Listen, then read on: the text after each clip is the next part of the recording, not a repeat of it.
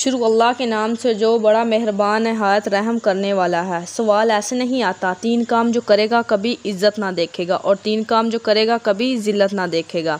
जो झूठ बोलता है, जो जुल्म करता है, जो धोखा देता है, जो झूठ बोलती है, जो जुल्म करती है, जो धोखा देती है, इज़्ज़त के ख्वाब देखना छोड़ दें। ज़िल्लत मुक़द्दर है इस जहाँ में उस जहाँ में, कौम हो, फ़र्द हो, औरत हो।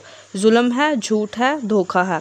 रब्बे ज़ुल जलाल की कसम, ज़िल्लत के सिवा कुछ ना मिलेगा। जो सच बोलता हो, जो अदल करता हो, जो दयानतदार हो, उसके लिए इज़्ज़त मुक़द्दर हो गई सच्ची।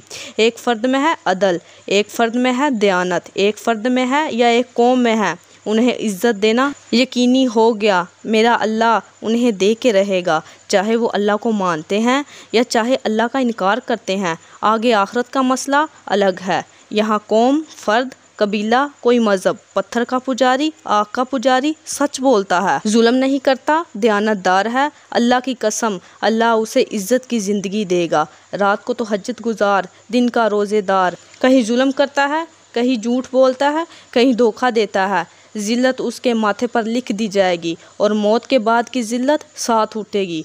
तो अल्लाह को राज़ी करो, ऐसे कबीरा गुनाहों से बचकर उसके सामने सर झुका दो। दूसरा काम, अल्लाह के बंदों के साथ मुआमला करो।